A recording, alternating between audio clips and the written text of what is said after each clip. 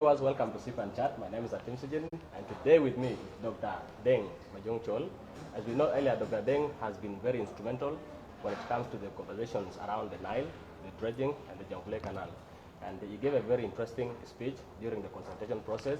Today with me is here, and he's going to tell us more. Welcome to Sip and Chat, Doctor. Yeah, thank you very much, Tim, for inviting me, and I'm looking forward to having this conversation with you, and I'm also looking forward to receiving any questions or feedback from the audience. So thank you for having me. Thanks a lot. My pleasure. So, Doctor, briefly, who is Dr. Chol? Before we go to the dredging and the Nile and all that, briefly, you know, Sip and Chat is all about telling people stories. You're one of our own youth, a Red Army member, which is quite interesting. So tell us briefly about Dr. Chol. Who is Dr. Chol? Yes, my name is Deng Majok Chol. I am from Duk, Dukpayuel County. I was born and raised in Duk, but in 1987, as part of the group that would later on become known as the Lost Boys of Sudan, or the Red Army, and then the Lost Boys of Sudan. So I left the village, separated from the village, from the family, from Dugland, from the Sats and all that I knew. And so, like many of my generations at the time, my world was turned upside down by the civil war. We ended up in the jungle, to travel thousands of miles to make it to Ethiopia. And so I was part of that journey that survived the long walk, also survived the refugees camps, both in Kenya and Ethiopia. And so ended up in Kakumo, and was in Kakumo for about a decade, during which time I completed my high school in Kenya under the support and sponsorship of Jesuit Refugee Services, JRS.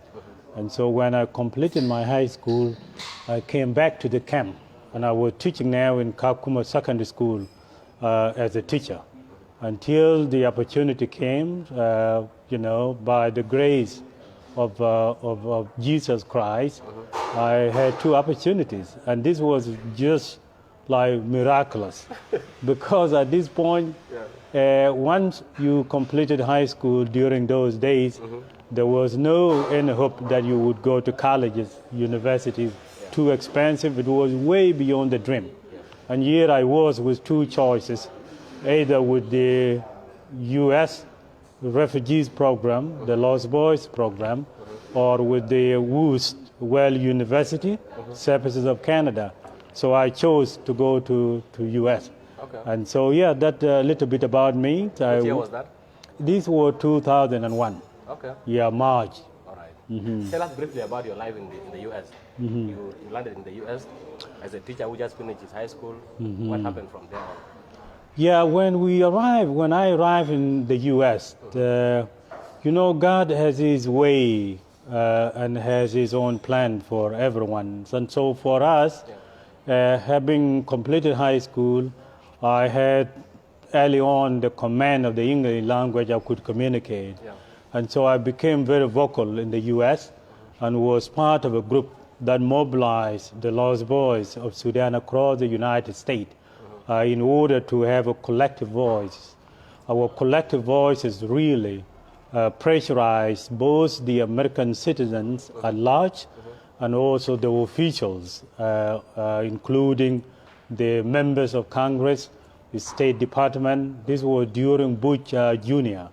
And so I worked so hard. I remember traveling from Phoenix, Arizona every weekend, going to different places like Texas, Houston, Dallas, Texas, Atlanta, Georgia, San Francisco, San Diego, San Jose, California, Kentucky, North Carolina, just mobilizing the Lost Boys and creating chapters in each of these states.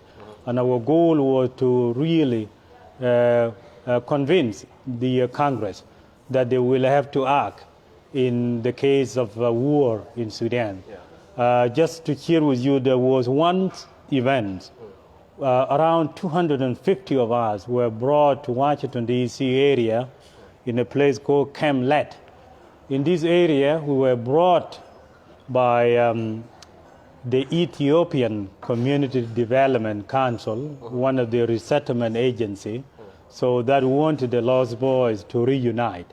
And so when 250 of us get together, we quickly realized, some of us, including the current bishop of Awil, Abraham Yolanial, myself is included, another comrade who is right now with the South Sudan military. His name is Angelos Dalagog. There were a number of others. And so we band together and we protested in Washington, D.C. We had meetings with representatives of White House, the State Department, and UN. I remember some of the serious questions we asked. We asked them, how is it that the United Nations and the United States can respond and intervene in some of the other conflicts around the world in matters of weeks or even days of the outbreak of such wars, where in the case of the Sudan, the war was already taken close to 2 decades. What is the problem? Is it that we have a different human value, or do we have the same universal human rights and human right to life? We asked them that close to 2 million lives were lost. And here is the UN without concrete intervention in the war, and the United States also were lacking behind. This is exactly how that advocacy work really took off. And we galvanized the American evangelical communities and citizens across the country. We band together and we brought Dr. John Grang and his delegation to Phoenix, Arizona, my home. That's where I was living. So he came in 2004. We reunited with the Lost Boys and Girls of Sudan. And we had a wonderful conference. And out of that, of course, later on the peace was signed. American was fully on board. Wow. And so that part of my role, I went to different universities. I have been to Arizona State University, did my bachelor degree in economics and political science, was actually the first Lost Boys to graduate from the U.S. University in 2004. Then I moved on to do an MBA from the George Washington University in Washington, D.C., and then later on after the independence of South Sudan. And I was here, by the way, on the Independence Day on July 9th. And God worked again in a miraculous way. That same morning, I received a phone call from the U.S. ambassador here. And they said, Deng, if you are around, we'd like you to join us here so that we would graduate. They were going to graduate the U.S. consular into the U.S. embassy in light of the fact that South Sudan was becoming independent that day. So I joined Colin Powell, late General Colin Powell, God rest his soul, a number of other high profile from the United States, and we cut the ribbon, and then we went to that jubilant crowd on July 9th that were so exciting. And so I went back then to the state and went to Harvard Kennedy School, where I did my 2-year program in Master of Public Administration. Graduated in 2015, took a job with the World Bank, and later on with Samaritan Purse. And now I am in Oxford University doing a doctoral study in geography and the environment, and my research is on the South wetland, the lungs of South Sudan River. So that's probably all about me. Oh, that is a very interesting journey to tell. Thank you. Deng, it's really very interesting to see South Sudanese who have sacrificed their time and effort to contribute to this nation that we are in today. And we really thank you for that. So let's dive into the issue of the Nile. There are 2 things involved. I'm a journalist. I don't know much about the Nile. And some of our viewers will also want to hear from you. Sure. So what is dredging? Before we move on, what is dredging? It's kind of confusing. People are saying it's this, it's that. Exactly, how do you define dredging? Yes, I know even during the public consultation, this has really created a lot of confusion, but a lot of presentations were done on this. So the idea of dredging is a combination of 3 things. You go and remove the sediment that may have accumulated in the river. The river has its own natural depth, and all you are doing is to remove the sediment that has accumulated. In our case, we have been in war for many years, and the river has not been attended to. And so there's no doubt that materials may have gotten into the river and may have reduced the flow of the river. So that is one aspect of dredging.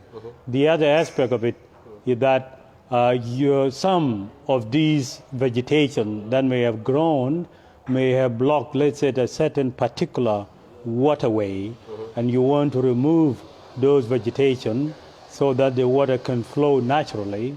The other aspect of it is that sometimes, let's say, especially for navigational purposes, you realize that the width of the river in some areas may not be wide enough, and you want to expand it a little bit, straight the riverbank, so that you can then have the boat and the ship to sail.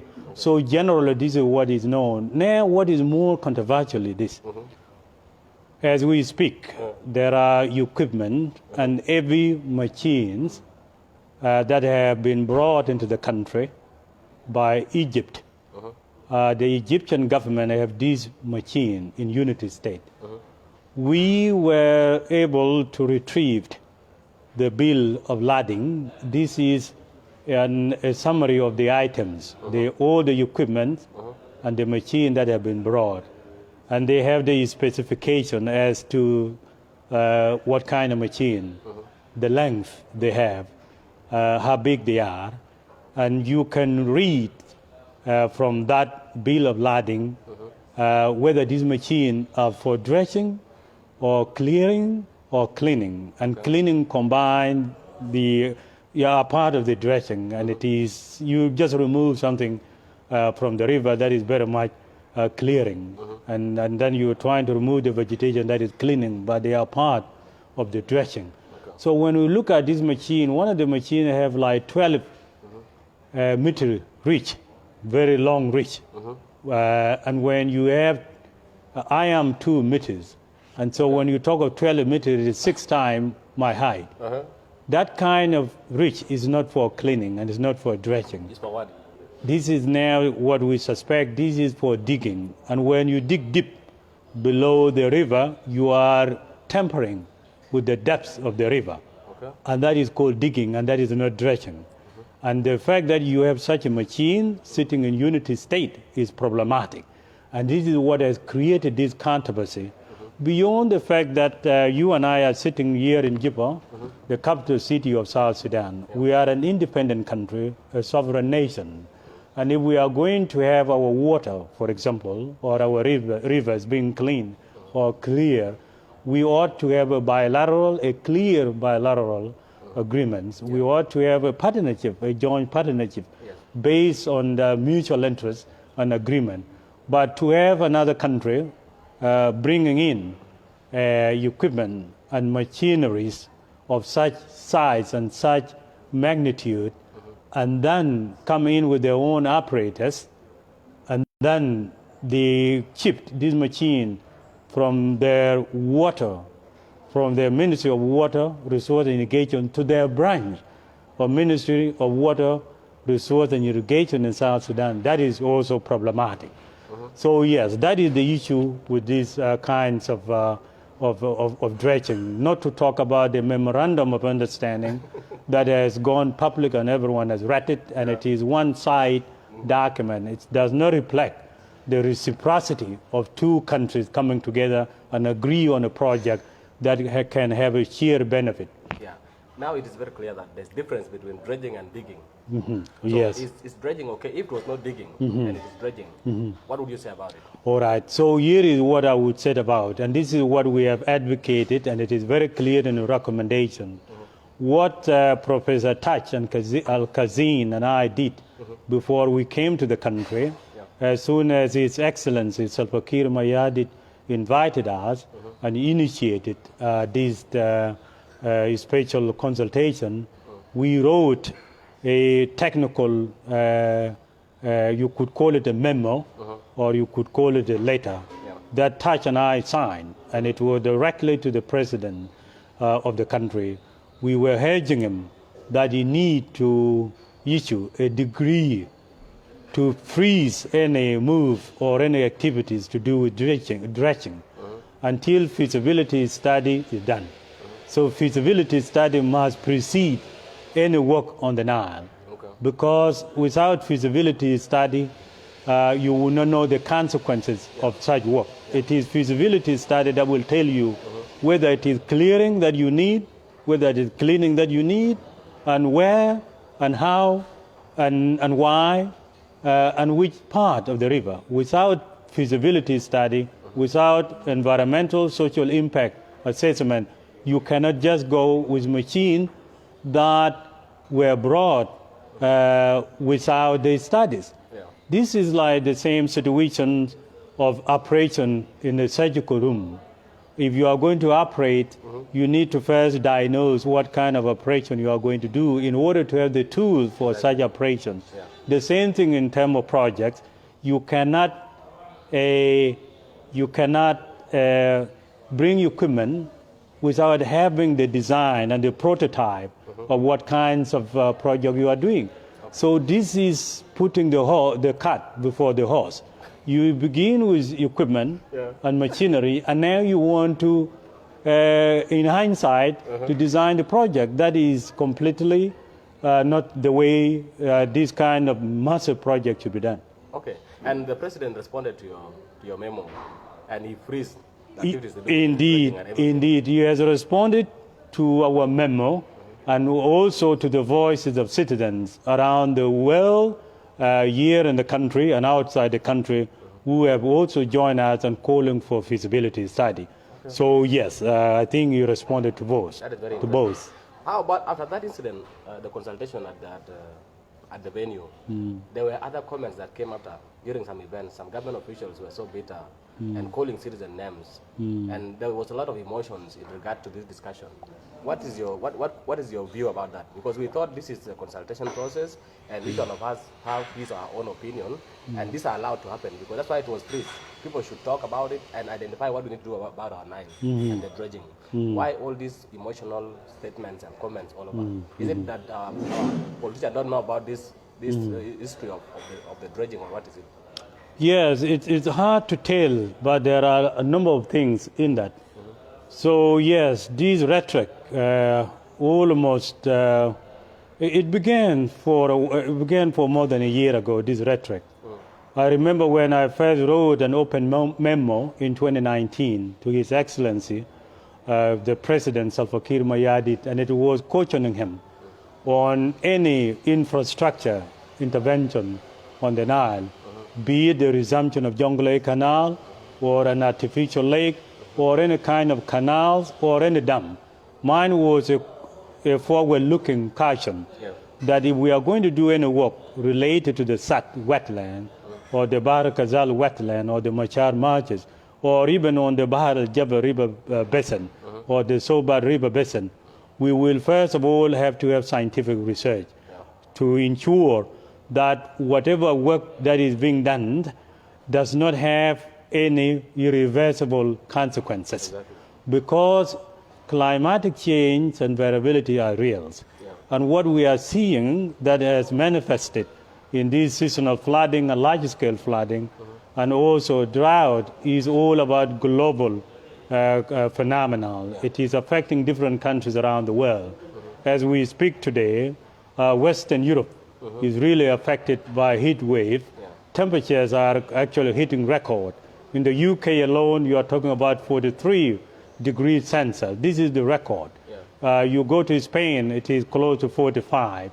And here, not too far from us, Somalia, Kenya, Ethiopia are in drought. And so what we have been telling people is that any work that needs to be done must factor in this change in the Sad basin and the patterns of rain and drought. We may seem to have a lot of water today, but next year or the following year, you might have drought. And it is important to factor in and to do a study. So now, yes, part of why there is all this confusion is some of this confusion is out of ignorance. People do not know better. And this is part of the reason why the president exercised leadership by calling this public consultation to disabuse not only the public, but officials who may be ignorant about this issue, the dynamic of climate change, the importance of doing scientific research. So that is one confusion on ignorance. The other things that may have contributed to this rhetoric is that Honorable late Manawa Peter, God rest his soul, was in the center of this. The minister of Water Resource and Irrigation, he was sort of in between. And so when he suddenly passed away, emotions were high, and rightly so. And it's too bad that he lost his sister about the same time. So during his funeral, there were emotions. And I would say rightly so. And when people talk out of emotion, they may express opinions in a way that they may not have intended.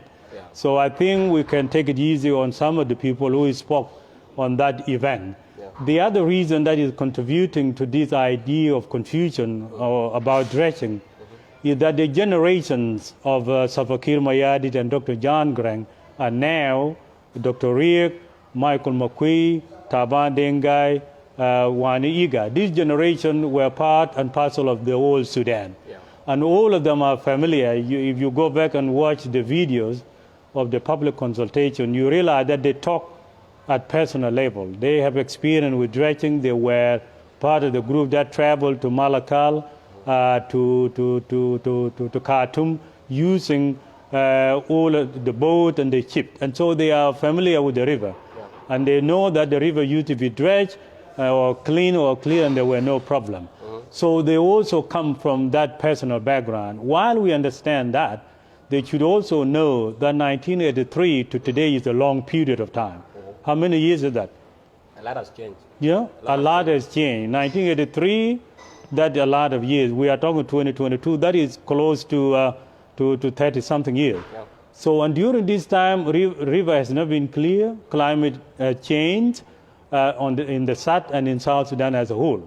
And therefore, this is why now it is critical that any work, whether dredging or clearing, need to be preceded by a feasibility study. Yes. There's also another confusion, perhaps, when you say that feasibility study, environmental, social impact assessment need to be done first.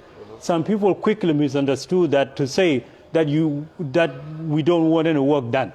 No, we want any work done in an environmentally sustainable way. Yeah. That is the difference. And so today the President has directed the Ministry of Environment to begin the feasibility study.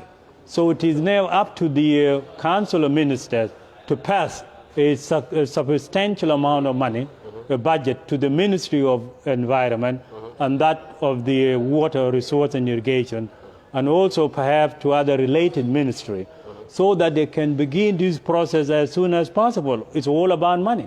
If they can come up with, between 5 to 10% of the national budget and give it to the environment, they can go out, contract a third-party company, bring together experts, both international and national experts, and they can begin the feasibility study. And this work can begin as soon as feasibility study, credible feasibility study is done. And How long will that take? This is, study. Yeah, this kind of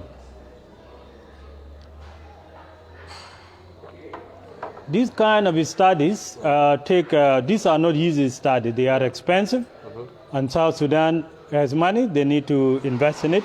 They also take time. So we are talking here. You first of all begin with going to do a survey.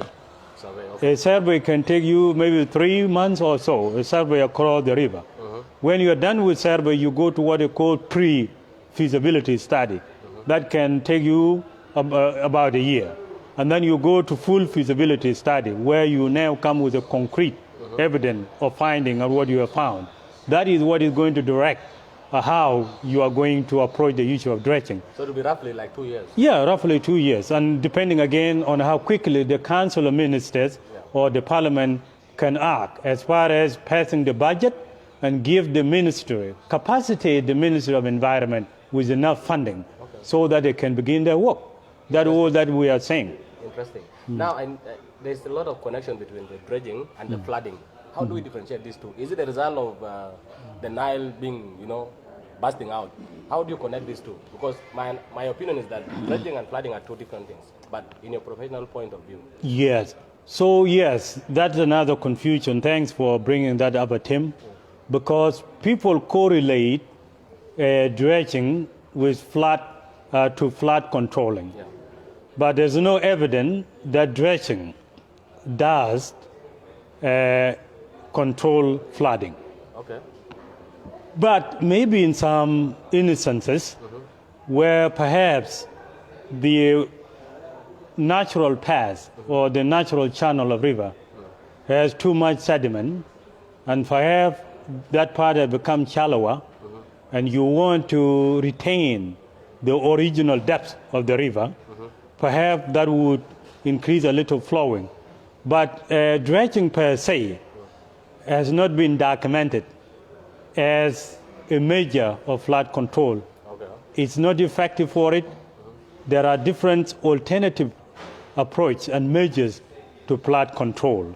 Okay. So there is that confusion.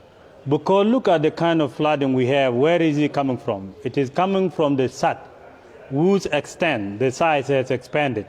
And as a result of that, what we call touch has become too much of a swamp, and the flood is coming from that.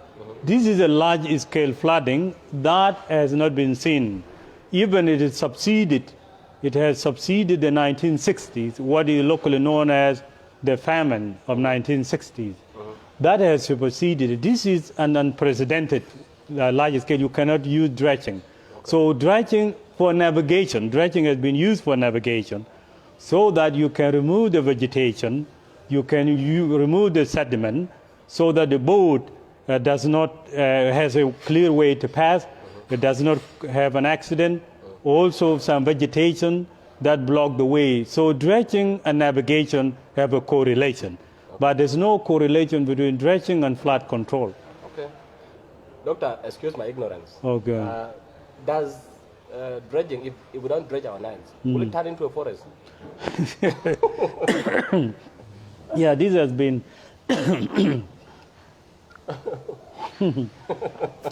You know, I'm glad you brought this up because at the VIP line time with Vice President Dr. Wani Iga, and also the first Vice President Dr. Riek, and Vice President Taban Dengai, we had an informal discussion over lunch, and this came up. And so the idea that the river will turn jungle is yet to be seen.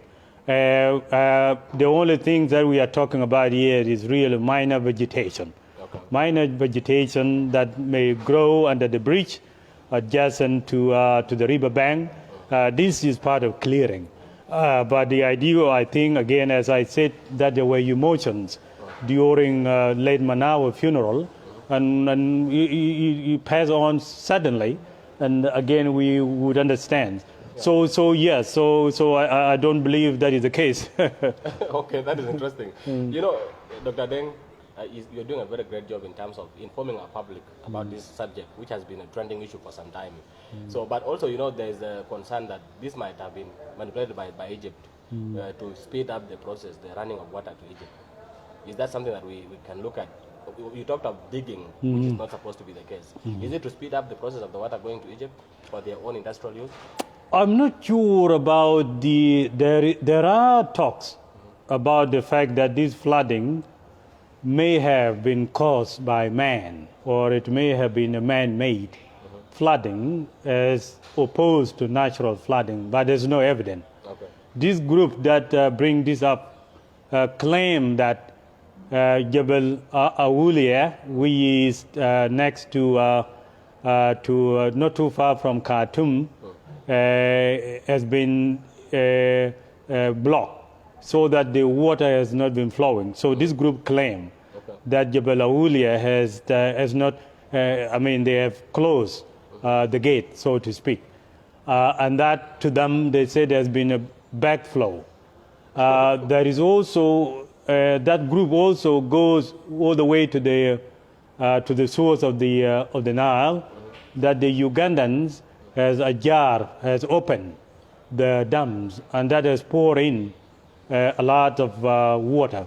So that on one hand, dams have opened, this group claim have been opened in Uganda, and that poured in a lot of water. And then on this other hand, the dams in Sudan has been closed.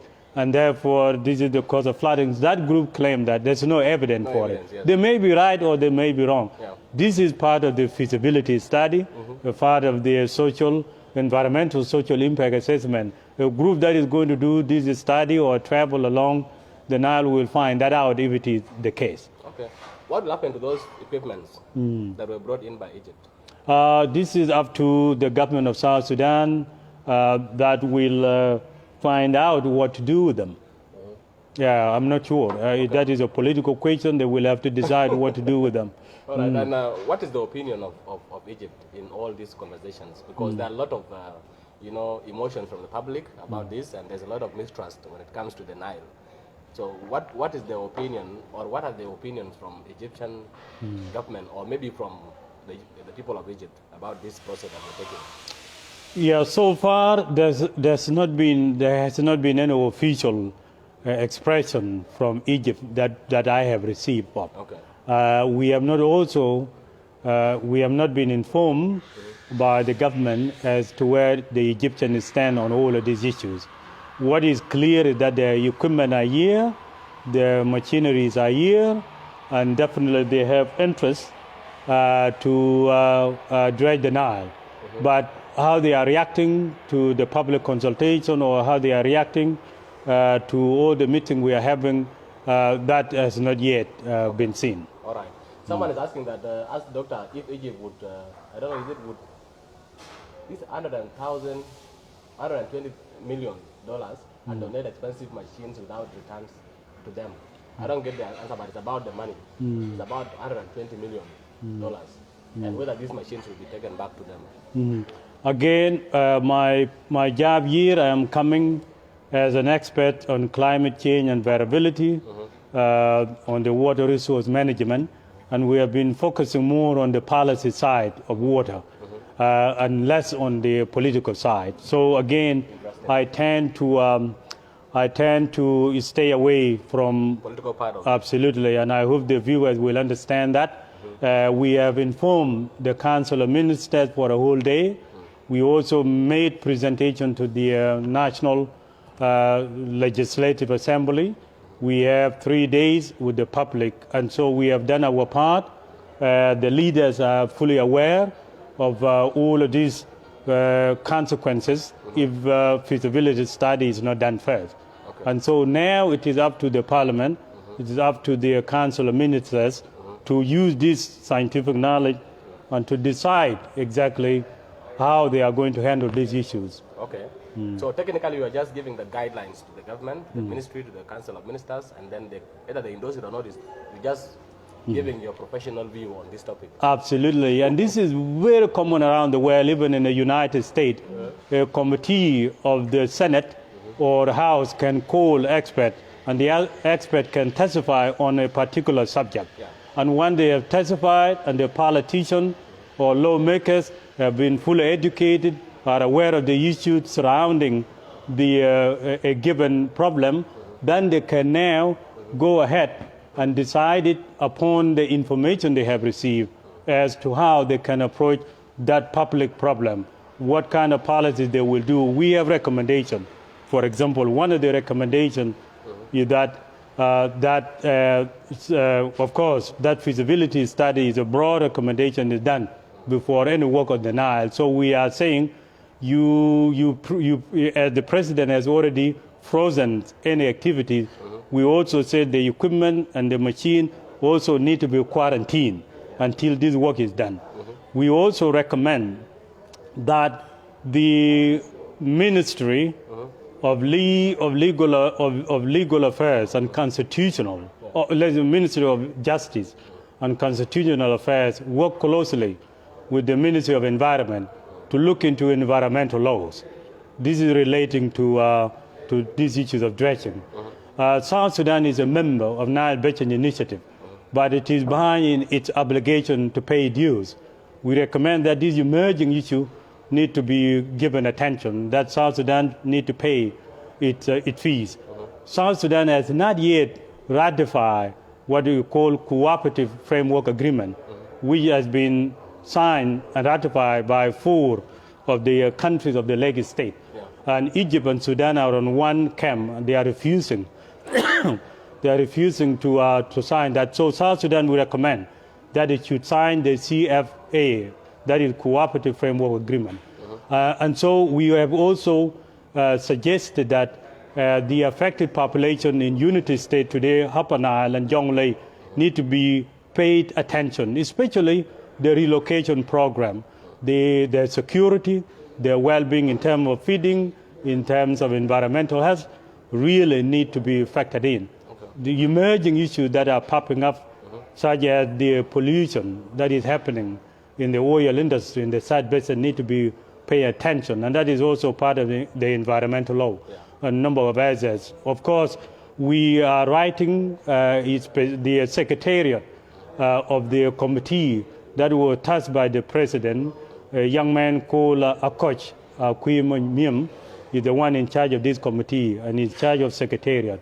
He is now compiling the official report that will then be presented to the president, and that eventually will get to public. It will include all the recommendations and the steps and so forth. Okay.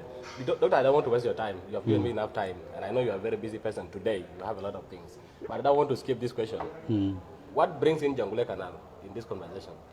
I thought it was a one case when it was demolished back in the days, and that was it. What happened?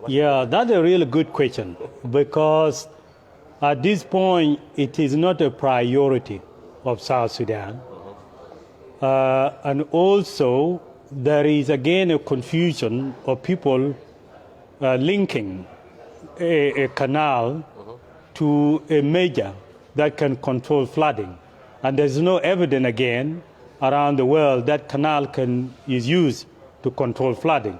So this Jonglei Canal has been, the resumption of it has been talked about now by some officials in the government, as well as some individuals, even some highly educated people, even some who are coming from the South Basin have been calling for the resumption of Jonglei Canal on the Facebook wall or somewhere else. Some people, some of them highly educated, perhaps highly intelligent, have been calling for the Jonglei Canal. But this is where I am critical of such education that is devoid from the reality, that is devoid from common sense, and that is devoid from caring for people. What we are talking about is that human life is central. All of these measures that we are talking about come back to serving the human life.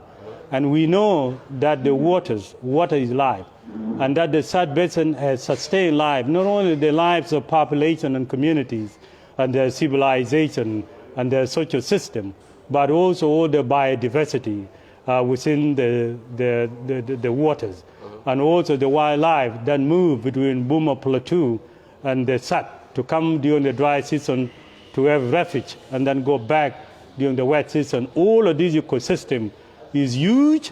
It is indispensable. It is why you and I are here today. It sustains our life.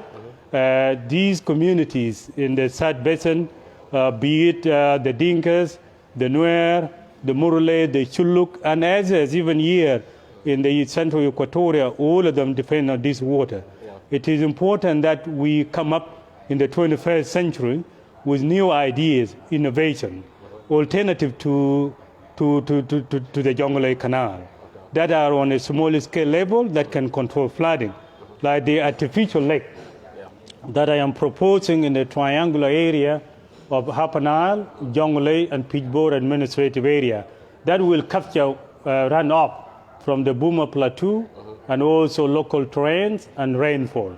This is in a depression that can give water to Law and to Gawer, and then part of it to Murule during the dry season.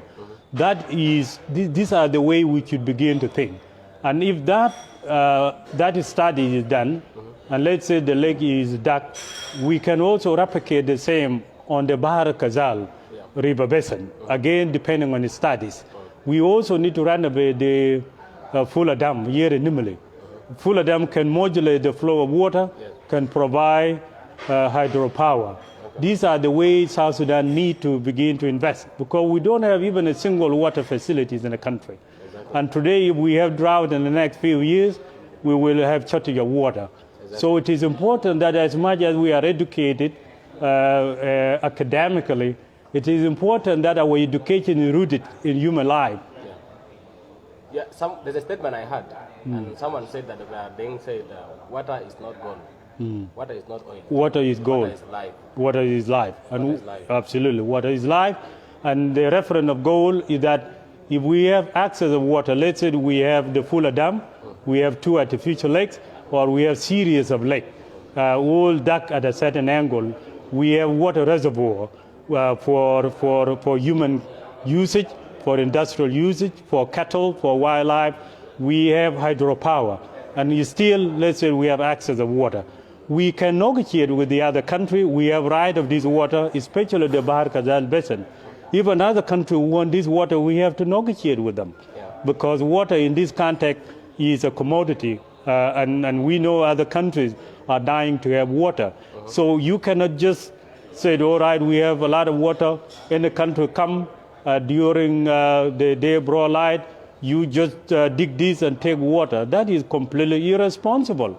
And the idea of Jonglei Canal for those highly educated people who do not see, who do not place the models or whatever skills they have learned in the context of human development, in the context of human life, it is important for them to be reminded that the Jonglei Canal was a completely different prescription for a different disease. The Egyptians wanted water and wanted quickly to go there. That was what it was designed for. If you wake up today, despite all the education we have, and you said Jonglei Canal, we need to really educate you. We need to really inform you, like we need to inform the people of Bentiu, of Jonglei and Upper Nile, that what we are talking about here is something important to their lives, to the life of their children, to the life of their children's children, so that they are disabused of misinformation. And it is unfortunate that people who are very educated are part of this misinformation. Exactly. Dr. Deng, I'm really impressed with how you have, you just talk professionally, but you don't add emotions into it, which is very interesting. In this country, we mix things a lot. So your education, to me, you have educated me about the digging, the dredging, and so forth. What is your last one? And we hope one day you'll come back to sit and chat, because there's a lot that you are doing on this. So maybe in the near future we'll talk about this again. But what is your last one of viewers outside there? Yeah, my last word is that as much as we are frustrated with all the debate, it is important that we take a break now and give the Ministry of Environment a chance to begin the feasibility study, and for the government of South Sudan to stand behind the Ministry of Environment as one country, as one government, so that the effort now is streamlined, and that all the institutions that are relevant to the issues we are talking about come together in sort of a multi-institutional approach. I also like to speak to young people and also those of my generation that we need to do whatever little we can do in our capacity. We don't have to be holding position to make any difference. So we need to do whatever little we can do with our education. Whatever we do in our education should be for the advancement of the country, and should be for the advancement of human life. It should not be for the destruction. And I encourage young people in University of Jipo, Upper Nile, Dr. John Grant Memorial University of Science and Technology, also the Northern Bahar Khazal University, that these students have opportunity to study all aspects of South Sudan water, climate change, issues of water resources, environmental study, issues of sociology, dealing with human social system, issues of geology. All of these are opportunity for young people to study, so that in the near future we have a broad base of knowledge on these issues.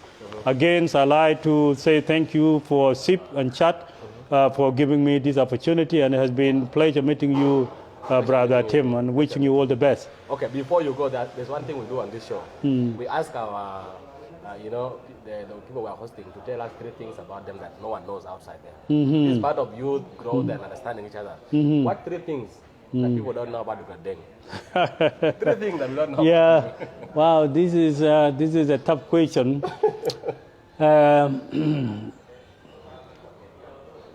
Yeah, 3 things that people don't know about me. Yeah, 3 only. Well, perhaps one could be that,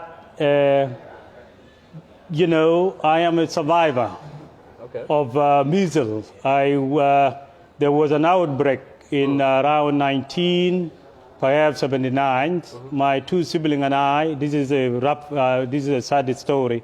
My sibling and I caught measles. This was in Kongor.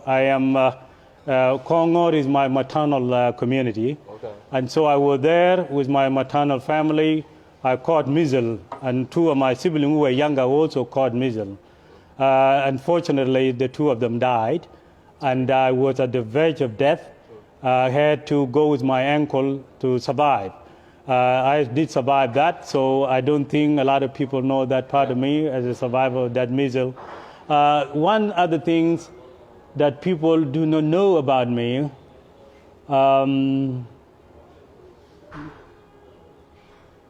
yeah, perhaps, yeah,